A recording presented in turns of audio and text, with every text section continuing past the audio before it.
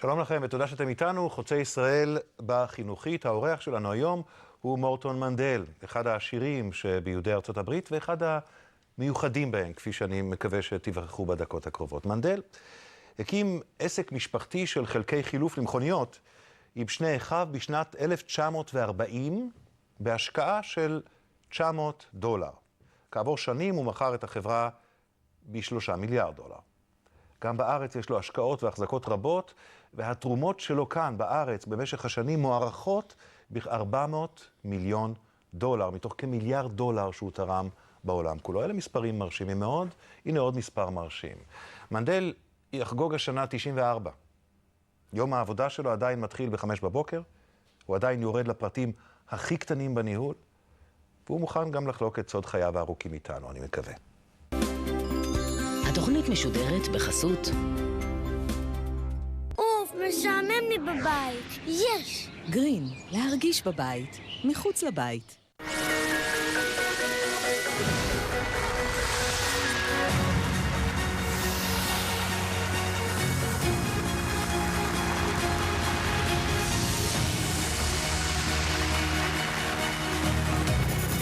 החינוכית גאה להמשיך וליצור מקוריות, חדשנות ואיכות בלהיות הבית של התוכניות הטובות בישראל.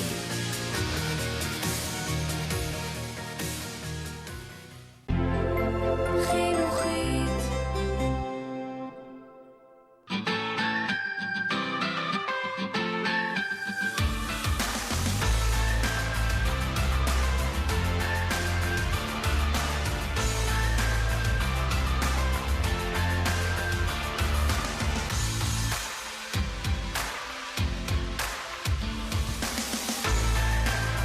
מותג אופנת הילדים האהוב מארצות הברית. צ'ילדרנס פלייס. עותק. למה כדאי לקנות דירה בשיכון ובינוי? בואו אחריי. איי. קודם כל, הקירות. עם בידוד משופר מחום ומקור. ככה שגם בחורף, אבא מרגיש נוח בבית. אבא! מה? מערכת המים פה חסכונית זה משהו. סגור את הדלת! אשתי, עכשיו היא עצבנית, אבל כשהיא תראה את החשבונות, היא תחייך. מה למדנו? קיימות. טוב לכולנו, טוב לסביבה. שיכון ובינוי, חברת הפנייה המובילה בישראל, מייצרת סביבת מגורים ירוקה, מתקדמת וחסכונית. שיכון ובינוי, כי העתיד נמצא בסביבה. Who is she? You think you can have me and then get rid of me? Good luck with that. You're a pizza. And we're done. Oh, mamma mia, no. אל תיתנו לשאריות האוכל להישאר בסביבה. אורביט מסייע לשמירה על שיניים נקיות ובריאות. אוכלים, שותים, לא עשים. אורביט. חינוכית.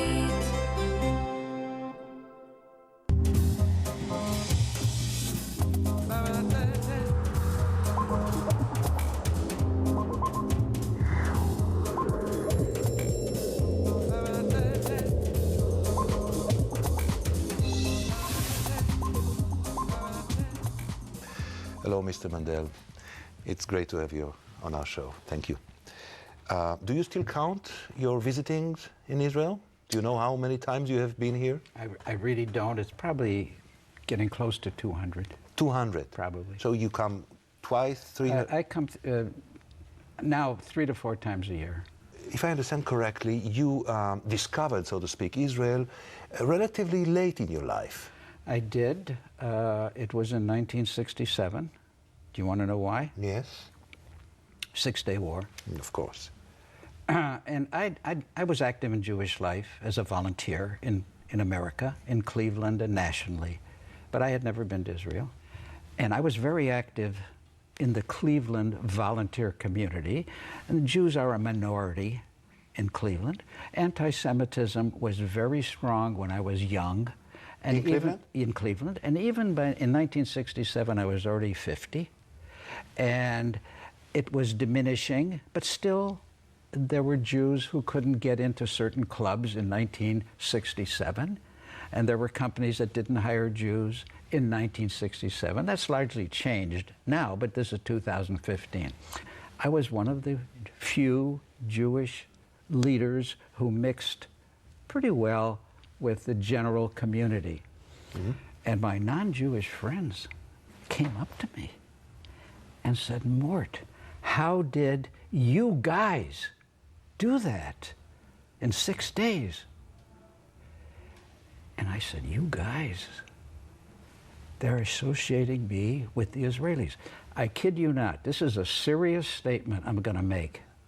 I was 1 foot taller in the city of Cleveland after the 6-day war. This is June. I went home after a few days and I said to my wife, I don't believe this. We've got to get over there. In August, I was in Israel with my wife for the first time. Can you analyze, looking back at that point in your life, can you analyze what happened to you internally? I understand what happened to you with your friends, with the general community, but what happened internally? I'll tell you what happened to me internally. My parents and the rest of my family were born in a shtetl in Poland, came over to the United States right after World War I. I was born in 1921, the only one born in my family in America. And I grew up from the time I was maybe 6 or 7 years old with serious, not life-threatening, but serious anti-Semitism. My father had a small retail store in a Polish neighborhood where there were Polish Catholics, Polish, and I was a kike, and people didn't like me, and I was pretty good at fist fighting when I was 6 or 7 or 8 years old. And so I grew up with anti-Semitism. It was a big reality for me. Mm-hmm. And as I got older, I remember I was president of my company in my 30s, and I was proposed as a member of something called the Young Presidents Club. And I had I think, a very strong CV background that was, who was this guy, Mendel, application, and my non-Jewish friends who proposed me said, there's no way they can turn you down, Mort. There are no Jews in this chapter. We want you, we are proposing, this was a very nice thing, we're proposing you because you're Jewish. Mm. And we know there's no way they can turn you down. They turned me down, they rejected me. I come over to Israel, I'm going to answer your question. Yeah. I came over to Israel, and I saw Jews. I mean, I saw non-Jews, but I saw Jews, and I saw people dressed with a shrummel and, you know, a very religious, traditional clothes. And I said, my God, here they can walk on the street. Anybody can walk on the street here and not fear anti-Semitism. Maybe there are other kinds of problems, but not anti-Semitism. And it was just a strong connection with me. And I said, I've got to learn more about Israel. I never dreamed I would be as active as I am in Israel. But at that time, there was just something like this that happened to me. In my opening remarks, I quoted some sources saying that you probably have donated, not invested, that's another figure, but you probably all along the years donated in Israel some $400 million. Is it correct? Is the number correct? I don't know about the exact number, but yes. That's amazing. Now, I know that until quite recently, you didn't want your name on the things. You didn't want your name on buildings. You didn't want your name on institutions. And I understand that that slightly changed recently. Yeah, it's changed because in addition to investing in people, which is our central thrust, I want to change the world. Specifically, I also want to change Israel.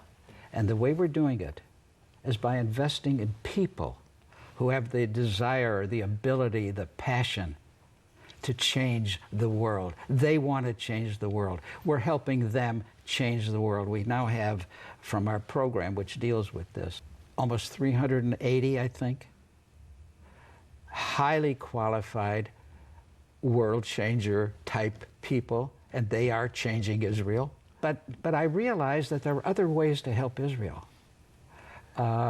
We've donated a lot of money to the Israel Museum, for example, to universities. And sometimes we build a building because they need the building, not because we want our name on the building, but we end up with our name on the building. You know, that's just the way it works. If we are talking about people, can we talk about the principle of parking? Yeah. Can you tell me about it? I really think it's a Mandel invention. Yes, I guess so. What happened was that my brothers and I started a company. I guess measured against the whole world, we were pretty successful. And we kept expanding. And we learned early on something that maybe other people always knew, I don't know, but we learned early on that the key to our growth was not strategy, it was people. That you needed strategy, you needed to have plans, but you really need people to execute them. All right. And I know that doesn't sound very profound, but it became pretty clear to us that the strongest asset we could have in our environment were very high quality people. So I think, I'm guessing at how this came about, but I think I met somebody I was very impressed with. And I said to some of my colleagues, gee, I've met this guy, Kobe. We don't have a job. It's such a pity. I wish we had a job for this guy because he really knows how to interview people, which I'm trying to make a joke. And we said, well, why don't we hire him? Let's hire him. Well, what's he going to do? We'll find something. We started the theory of parking with our fingers crossed, not being sure it would work. So you park the guy So we hire Kobe. Yes. And we say, Kobe says, what are we going to do? We say, Kobe, come join us. We'll find the right spot for you. What we do is... In due time. Yeah, in time. And in the meantime, you'll do something that'll earn your salary. What I'm trying to check with you is you cannot get as rich and as successful as you and your company and your family got without having the killer instinct, without being what we call here a shark. Do you have it? Do you have the killer instinct? Absolutely not. And nor do I agree with you. Okay. Look, there are more ways to do things than one way. Actually, I'm going to use a Yiddish word, Menschkeit. That's very important to me.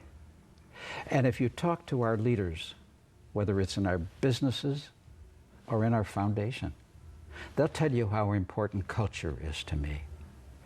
I like good manners, I like courtesy, I like honesty, I like integrity, I like kindness, I like respect, I like generosity. That's as important to me as competence. In fact, without competence, they're finished. Without the other things, they're finished. Also. And does it work? And I don't have the shark instinct, nor do I agree that it's a fundamental theory, an asset, which if you don't have it, you can't succeed. I don't believe that at all. This is what? It's a Bubba mindset. It's a Bubba mindset? Yes. Well, look, it might be the general conclusion. It's just not mine.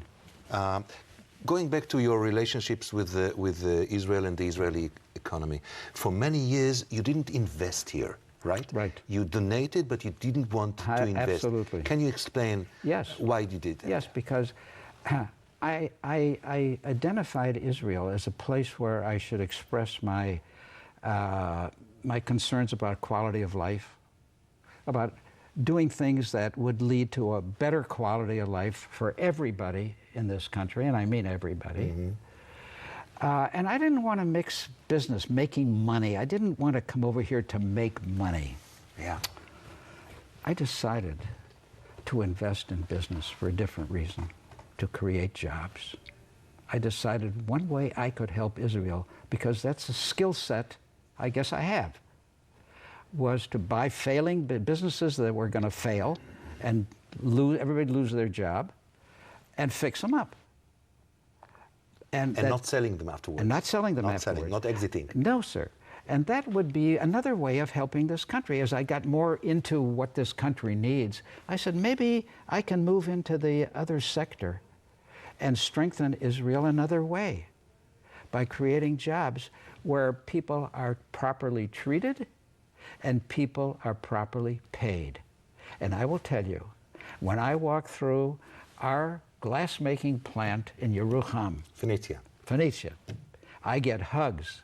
I get hugs from the union steward. I get hugs from people on the line, because they know I am trying to create a better life for them, not just make money. Now, if you don't make money, you fail. So I have to make money. Yeah, and you do. And I understand that the story with Phoenicia began with you going to the toilet there. Well, you're giving away one of my secrets. What I do when I visit a plant is I take a tour, always. I'm thinking about buying it. I take a tour. And I find myself usually, not usually, always, in the manufacturing area where there's a lot of workers. And either the owner or his representative is taking me on a tour, and I say, you know what, I have to go to the toilet. He said, okay, come on, I'll take it. I said, no. Where's the closest toilet? He it said, wasn't well, prepared for the visit. Yeah. Where's it? And he said, well, I'll take it. And I said, no, this is where I want to go. I go in and I look at it. Now, this is not exactly a science. If it's filthy or dirty, I know I'm going to buy this company. If it's just run down, I say, then I have to learn more. If it's sharp, I say, whoops, I have to be very careful. Because when a toilet is dirty, I jump to a conclusion. That's not a conclusion. That's not a scientific conclusion. No, it's a piece of evidence. Yeah, all right. And I'm usually right. That's nice. And the toilet in Phoenicia was dirty. It's clean now. Clean now. Clean now, very clean now. In your book, you go back to the very important figure of your mother. Yeah. In what way do you think that the way you live is influenced until now by growing up with her? My mother and father were role models for their children. Well, when I was growing up, I never thought of my parents, my mother, as a role model. She was my mother. She did my laundry, she cooked food, she occasionally took me someplace. And it was only when I got a lot older that I realized our parents, when I was more or less educated, our parents stood for the best in Western civilization. Decency, respect, honesty, integrity. On my street was a mixed street, Jews and non-Jews. Mostly, I would say 1/3 Jewish and 2/3 non-Jewish. People would come to my mother, Rosemary. Everybody was poor. Nobody had a car on that street. We were poor in the sense, we never used the word poor at home. I never thought of myself as poor, but when we were never hungry, but I never had money for toys, and it didn't bother me. I had a wonderful childhood, but you know, we were in the lower economic strata. People would come to my mother, and this is in the 30s. All right. This is in what was the Great Depression in America, and they say, Mrs. Mendel, I'd like to borrow $20. My daughter's getting married, and I need to buy a dress. $20 then, I think, could buy a dress. And my mother always said the same thing. Mrs. Smith, Mrs. Geschmarnowitz, whatever, take it. I'm not going to lend it to you. Take it. You'll find a way to pay me back. 6, 7 times a year. I didn't count it. It's only when I thought about it, looking back, 5, 6 times a year. $5. My mother was the go-to person on our street. And it wasn't until I was much older, I'm going to get emotional if I'm not careful. It wasn't until I was much older that I realized where that money came from. My mother didn't buy herself a pair of shoes. She didn't buy herself a dress. That's where it came from. And that has such an impact on us. To this day, my brothers and I, now one of my brothers is gone, my other brothers is not doing well, we used to sit around a table and we would say, you know, Ma wouldn't like that. Now, I can't explain to you why we said that. I think to this day I'm trying to please my mother. And it's just been a wonderful envelope for me to live inside of, to have that sense of not just respect, but admiration for my parents. See, now I'm getting emotional. Yeah. We'll take a short break right now, and we'll soon come back. מיד נשוב. התוכנית משודרת בחסות צא החוצה. גרין, להרגיש בבית, מחוץ לבית. חינוכית. בא לי סנדוויץ' פסטרמה, עשירה בחלבון ודלה בשומן, וזוגלובק זה מצוין. הכניסו משהו טוב לסנדוויץ', סדרת הפסטרמות של זוגלובק, דלות בשומן, עשירות בחלבון. רוצים להכיר את המשפחות שנהנות מבית רגוע? נוטרילון, תרכובת מזון המשך לתינוקות מבית נוטרישה. חפשו נוטרילון בגוגל. חינוכית. התחממתם? לא, לא, לא, לא. לא, לא, לא, לא. Drop it. אני רוצה להזמין אתכם להצטרף אליי ואל חבורת ילדים מוכשרים בטירוף. חדר החזרות לא רגיל, בתוכנית שכולה מוזיקה עם אורחים שיודעים לתת הופעה, חיות במה בהופעה, רק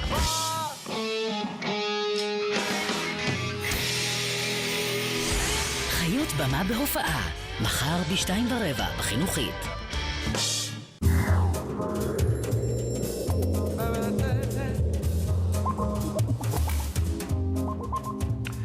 שוב שלום לכם ותודה שאתם איתנו. אנחנו בחוצה ישראל בחינוכית עם מורטון מנדל, מגדולי המשקיעים והתורמים בישראל בעשרות השנים האחרונות. Mr. Mandel, we were talking about your family and you mentioned your brothers. Yes. I think one of the most frequent question you're being asked all along the years is how do you manage? How do you manage to have a family business and not fighting after 5 minutes and disconnecting from each other for the rest of your life? Yes. How does it happen? What's the secret there?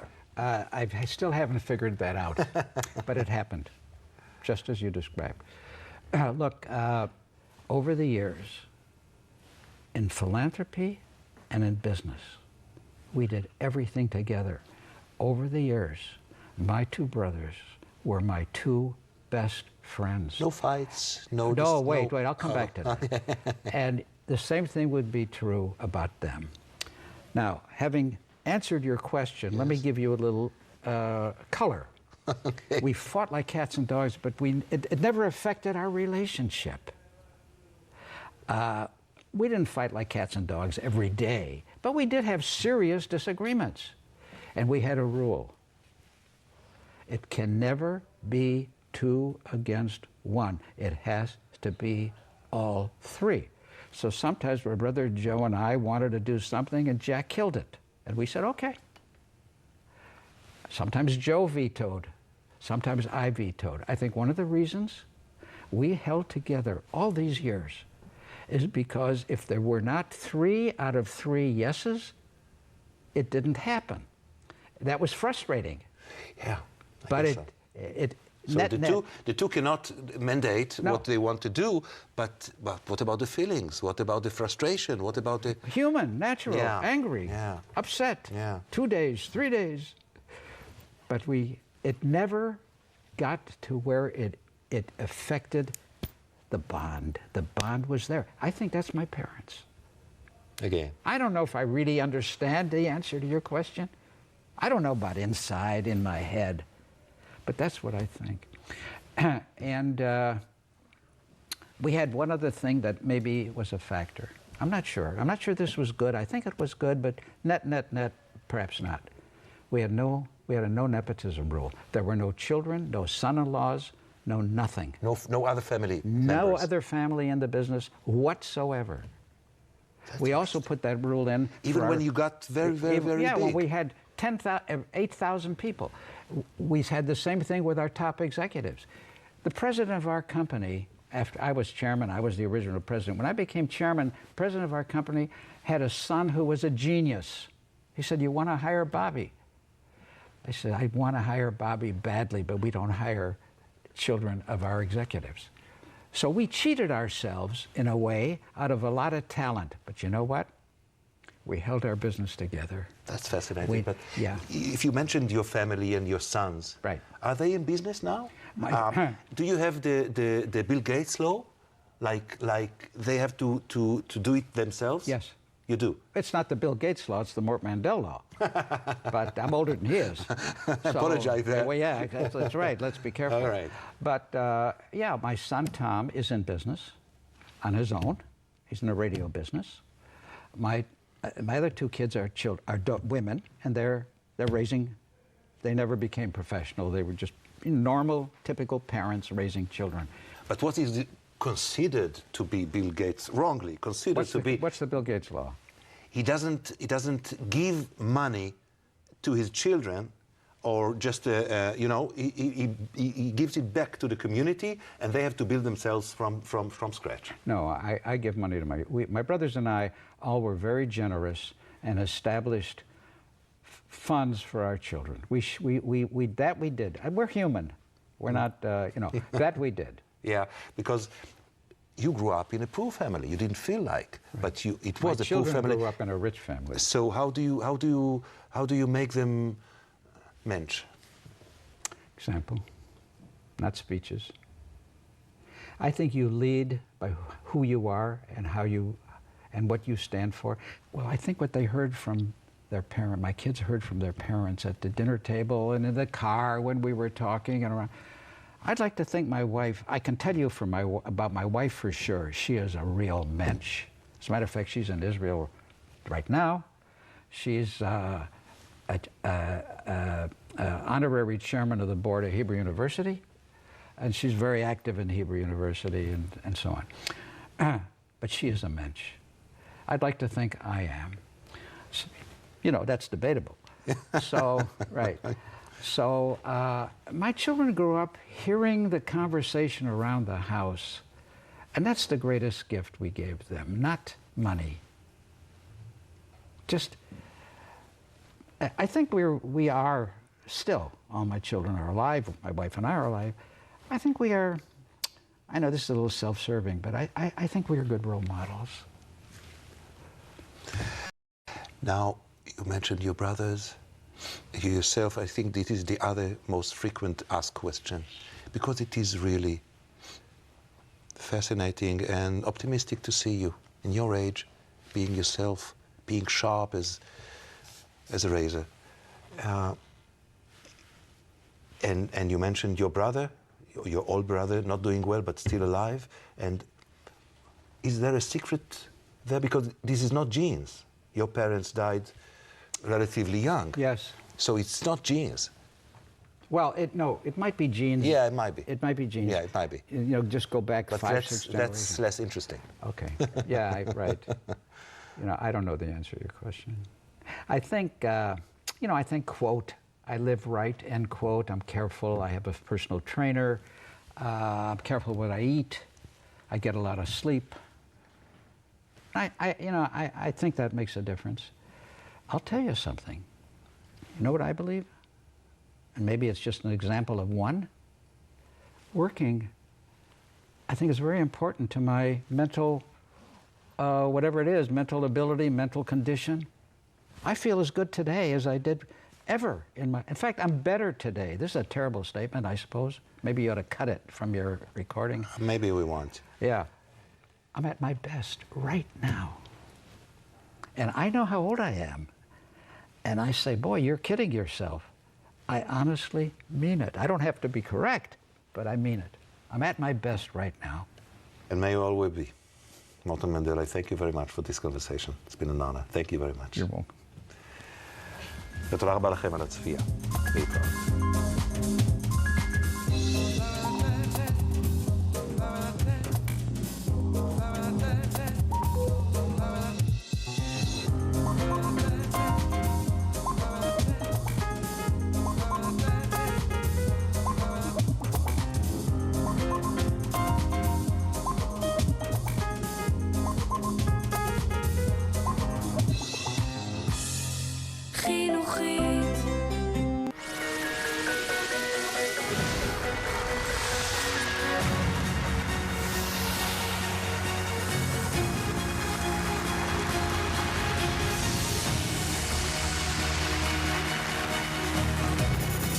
חינוכית, גאה להמשיך וליצור מקוריות, חדשנות ואיכות, ולהיות הבית של התוכניות הטובות בישראל.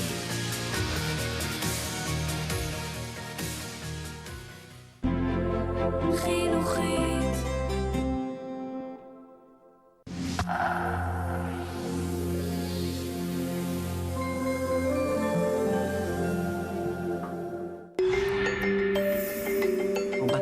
1,500 עובדות, אחריות כבדה מאוד.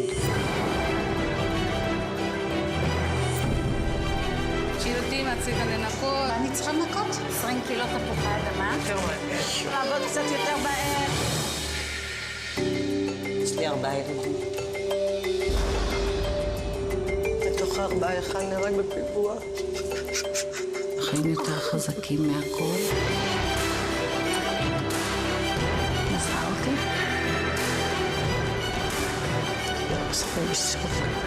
בוס בהסוואה, הערב ברשת. כלה יקרה, היום הגדול בחייך הולך להפוך לסדרה. רשת מחפשת את כלת השמחה לתוכנית חדשה. היכנסו לאתר רשת. ההרשמה בעיצומה.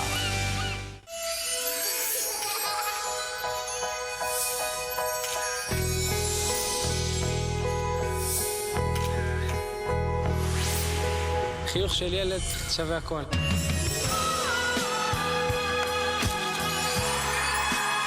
גבירותיי ורבותיי, על הבמה. תנו כפיים, האחת והיחידה, קבלו את הזמר. השיר הבא בשבילכם.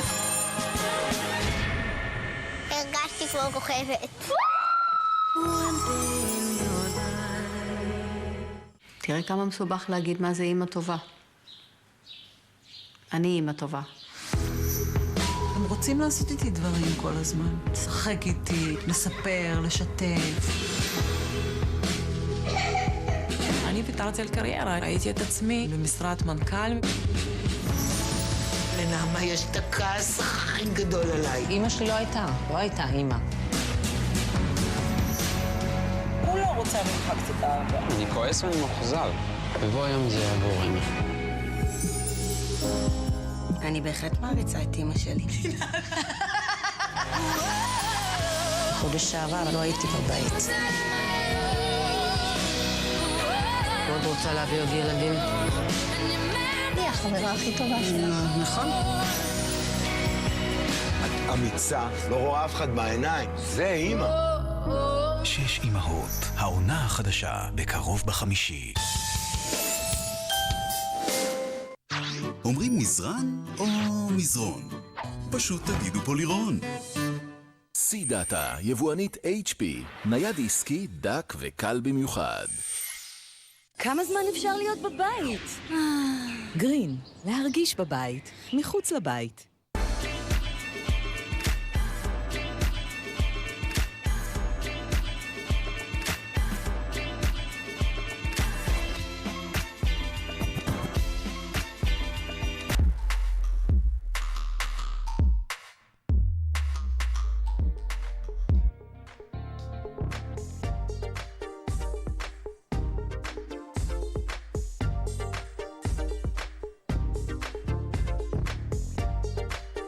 יש משהו מאוד מנחם במרקים, ועוד יותר מנחם שזה מרקים שהם דלים במוצרים. וזה המתכון שאנחנו הולכים לעשות עכשיו. אנחנו הולכים לעשות מרק של מנגולד, כמון ולימון, ועוד